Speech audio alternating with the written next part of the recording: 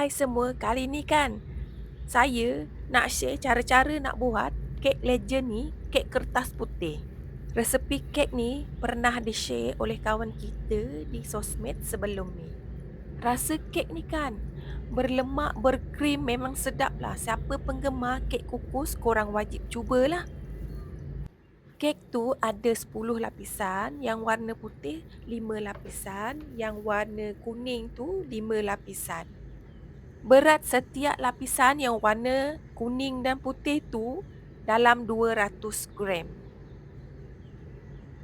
450 gram salted butter. Butter ni dah lembut ya.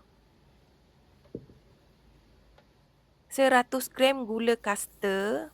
Kalau korang nak manis lagi, boleh tambahkan gula tu. Yang saya punya ni kan, saya guna 100 gram dah memang cun lah dia punya rasa tu.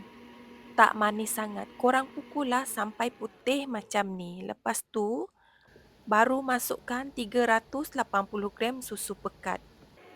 Pukul lagi bagi sebati. Kalau dah sebati kan, baru masukkan tepung Hong Kong.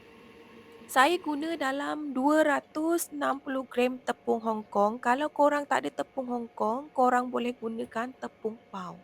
Pukul lagi bagi ke semua bahan-bahan ni sebati. Kalau dah sebati kan, korang bolehlah bahagikan adunan ni kepada dua bahagian sama banyak. Bahagian yang ni saya letak 10 biji putih telur. Pukul bagi dia sebati. Kalau dah betul-betul sebati kan, korang boleh masukkan 160 gram susu tepung. Pukul bagi sebati lagi. Kalau dah sebati, ketepikan dulu. Bahagian yang ni pula masukkan 10 biji kuning telur grade A. Kuning telur tu habis dipukul kan, baru masukkan 180 gram serikaya. Sebatikan lagi. Lepas tu masukkan 250 gram dairy whipping cream. Sebatikan lagi. Bahagian yang ni kan, kalau korang nak warna dia kuning terang, korang bolehlah letak setitik je warna kuning lemon. Kek ni ada dua bahagian, satu warna putih, satu warna kuning.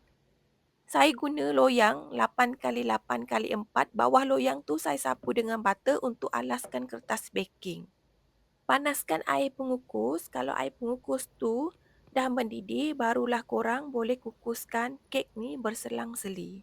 Saya kukus kek ni mengguna pengukus elektrik. Lapisan pertama ni kan saya kukus dengan lebih kurang dalam 8 minit macam tu. Lapisan kedua ni pula saya kukus lebih kurang dalam 15 minit. Sebelum nak tuang lapisan seterusnya tu kan, korang pastikan lapisan yang sebelum ni masak dulu tau. Cara saya melapis kek kukus. Korang tak payah keluarkan loyang tu keluar, just tuang aja macam saya buat dalam video ni.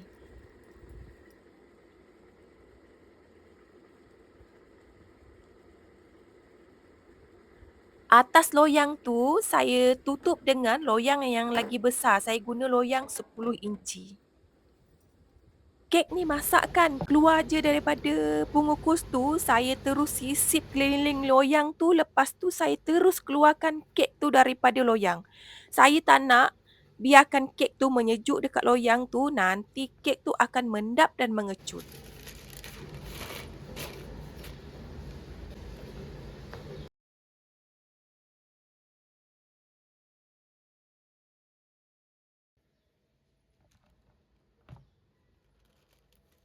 Tunggu kek tu sejuk, korang bolehlah potong. Macam saya, kek ni saya potong masih suam ya.